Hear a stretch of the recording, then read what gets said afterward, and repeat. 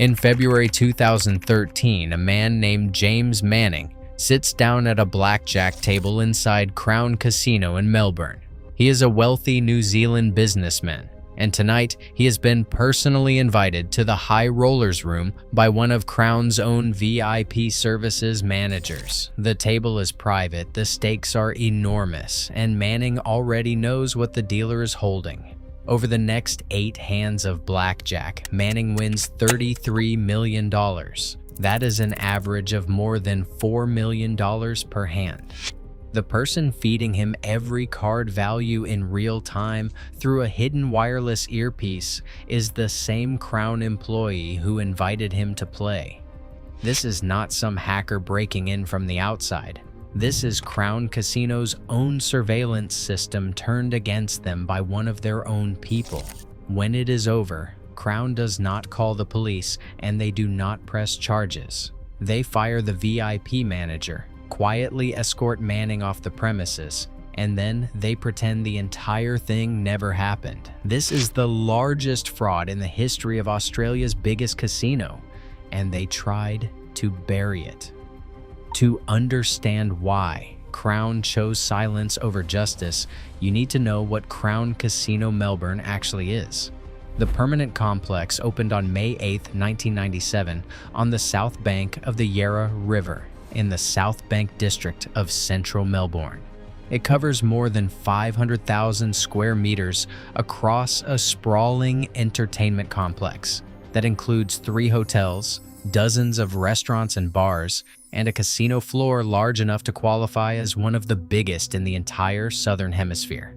Crown Melbourne was the first casino of what would become the Crown Resorts brand, and at the time of the scam, the company was controlled by billionaire James Packer, whose family had built it into Australia's dominant gambling empire. Crown generated billions in annual revenue year after year. To give you a sense of scale, the private equity giant Blackstone would acquire the entire company in 2022 for 8.9 billion Australian dollars. And the most profitable part of the entire operation is the VIP International program. Crown's High Roller division recruits wealthy gamblers from across Asia and the Pacific and flies them to Melbourne for exclusive private sessions in rooms that most people will never see and never know exist. Crown employed dedicated staff in cities across China and Southeast Asia whose entire job was to identify wealthy individuals and convince them to visit Melbourne. In the last 6 months of 2017 alone, Crown's 5 IP revenue in Melbourne reached 262 million Australian dollars, which represented a 37% increase from the year before.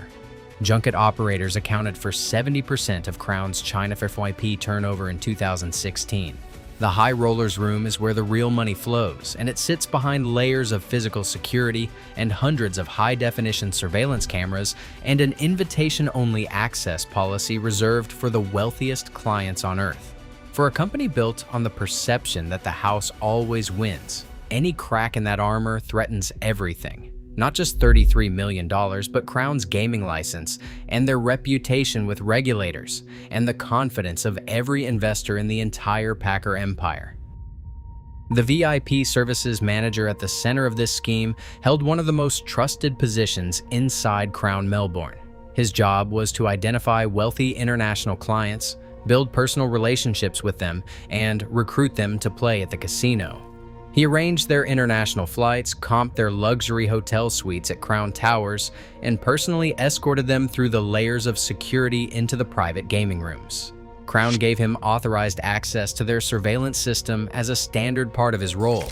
The system itself was built on IP-based high-definition cameras manufactured by Dalmir Electronic and was described by Crown as one of the most advanced and comprehensive surveillance networks in the state of Victoria. It was so trusted that the Victorian Commission for Gambling Regulation was given real-time access to the same feeds. The cameras in the VIP room were positioned to capture every angle of every table, in high enough resolution to read individual card faces from above. And this manager had legitimate credentials to view all of it. He did not need to hack anything, bypass any firewall, or steal anyone's password. He already had the keys to every camera in the building. In February 2013, he contacts James Manning in New Zealand and invites him to Crown Melbourne for a private high roller session. Manning arrives in Melbourne and is treated like any other whale, with a private table, a personal handler, and exclusive access to the high rollers room. But what no one else at Crown knows is that the VIP manager and Manning have been planning this. The same high-definition cameras that are designed to catch cheaters can also see the dealer's hole cards from their overhead position. Every angle of the table is covered, and the resolution is sharp enough to zoom in on the face of every card in the shoe. The VIP manager accesses the live surveillance feeds from a separate location inside the complex. This insider channel sends the card values to Manning through a concealed wireless earpiece in real time. When the dealer holds a strong hand, Manning plays conservatively and keeps his bet small. When the dealer is weak, Manning bets aggressively and doubles down without hesitation. He does not need to count cards or read body language or rely on probability. He has perfect information about every hand before he makes a single decision. With perfect information like this, Blackjack stops being a game of chance entirely. The house edge does not just shrink, it inverts completely. The player wins almost every hand because the player is not gambling anymore. He is operating with certainty against an opponent who thinks they are playing a fair game. The speed of the scheme is deliberate. 8 hands are played in rapid succession, and each one is wagered at stakes high enough to produce an average payout of more than $4 million per hand.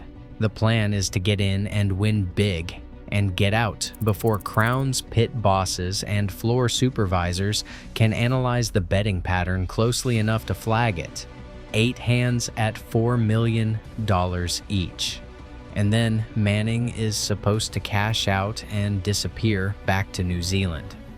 But Crown's floor staff are not fools. When a single player wins $33 million in 8 consecutive hands, the math alone tells you something is wrong.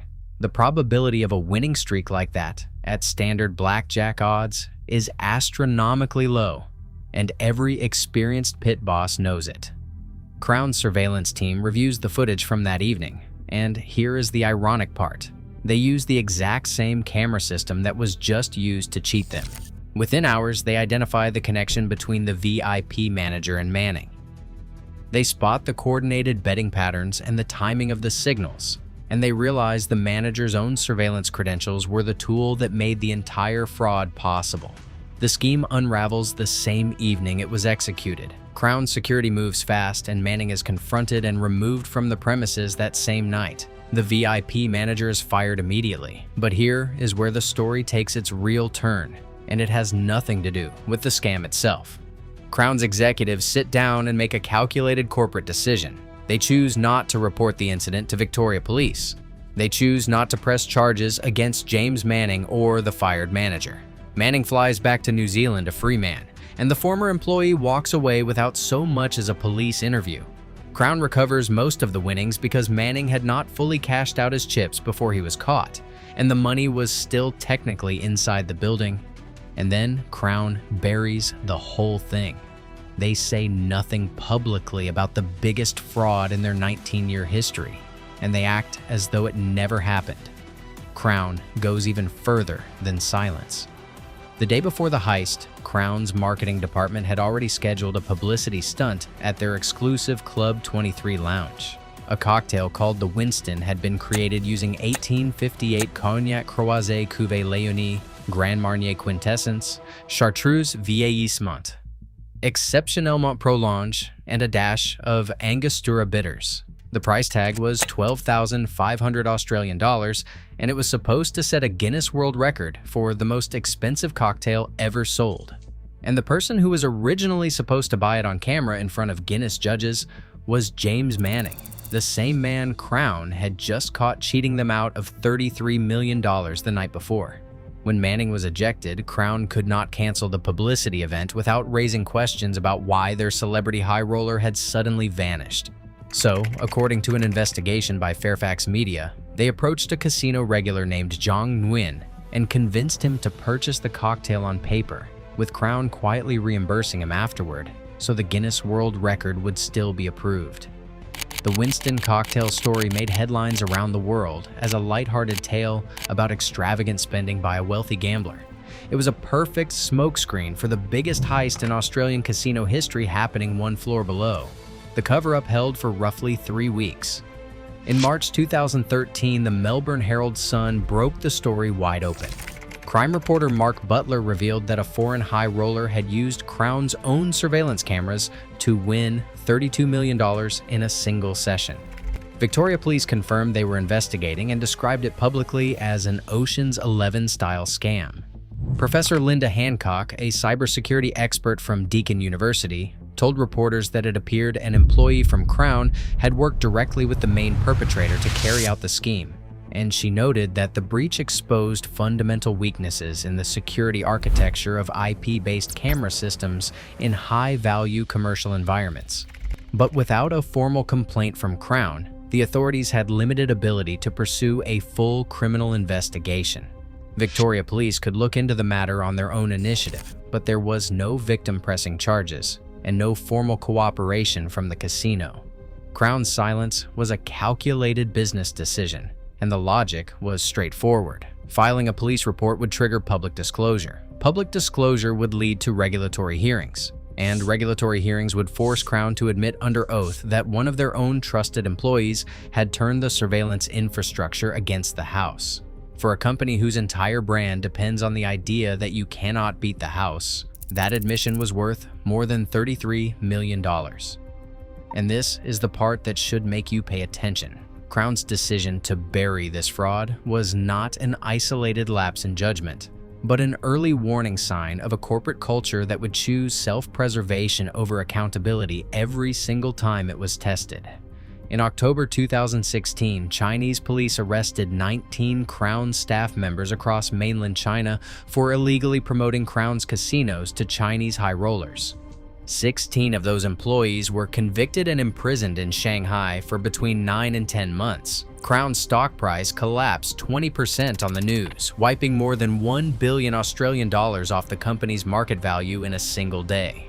One former employee named Jenny Jiang later claimed Crown had offered her $60,000 for her silence about the ordeal. Whistleblower footage also emerged showing bricks of cash being physically carried through Crown's Sun City 5 IP room in Melbourne. International junket operators with documented ties to organized crime and triad gangs were arranging for gamblers to play at Crown with minimal background checks and virtually no regulatory oversight. In 2019, total VIP turnover across Crown's Melbourne and Perth properties reached 38 billion Australian dollars. In 2021, the Victorian Royal Commission into Crown Resorts delivered its final report on October 15th. The findings were devastating. The Commission concluded that Crown had engaged in conduct that was, and these are the Commission's own words, illegal, dishonest, unethical, and exploitative. Crown had facilitated money laundering through subsidiary bank accounts and had allowed operators with direct links to organized crime to bring junket players into the casino. The corporate culture, from the board level down to the gaming floor, had systematically prioritized revenue over compliance and over the safety of vulnerable people. The Royal Commission declared Crown Melbourne unsuitable to hold its gaming license. Rather than immediately revoking the license, a special manager was appointed to oversee every aspect of operations for 2 years, and the Commission issued 33 separate recommendations to overhaul the entire regulatory framework governing casinos in Victoria. The 2013 cover-up was the earliest visible sign of what was coming. A company that would hide a $33 million inside job from police is the same company that would look the other way while organized crime laundered money through its VIP rooms for years afterward. So what does this case really tell us about the casino industry at large? It exposes 3 structural vulnerabilities that exist far beyond Crown Melbourne. The insider threat is the one casinos refuse to talk about publicly. Crown spent tens of millions of dollars on surveillance technology, With hundreds of high-definition cameras, facial recognition software, and layers of physical security at every entrance. The single biggest vulnerability was not a hacker breaking in from outside, but a trusted employee who already had authorized access to the entire system. The same cameras that were designed to protect the casino became the tool that was used to rob it. The cover-up incentive is built into the business model itself. Crown chose silence over justice because disclosure threatened their gaming license. That calculation to protect the brand at all costs is not unique to Crown, and it is embedded in the operating logic of every major casino operator on Earth. When the choice is between admitting vulnerability and preserving the illusion of invincibility, the house will choose the illusion every single time. The regulatory gap might be the most dangerous part of all. When a casino can choose not to report a $33 million fraud, and the regulators who are supposed to be watching do not find out about it for weeks, the system has a structural blind spot that no amount of camera technology can fix. The house does not just have an edge at the table. The house controls whether anyone ever finds out what happened at the table in the first place. The VIP manager who orchestrated the scheme was never charged with a crime. James Manning was never charged with a crime. No one went to prison and no one stood in a courtroom. Crown absorbed the financial hit and moved on, and the company was eventually sold to Blackstone for $8.9 billion in 2022. For years, the biggest heist in Australian casino history remained a footnote, buried under a $12,500 cocktail and a carefully managed corporate silence. The question is not whether someone will try this again. With hundreds of cameras and thousands of employees with varying levels of system access, the opportunity will always be there. The real question is whether anyone will ever find out if they already have.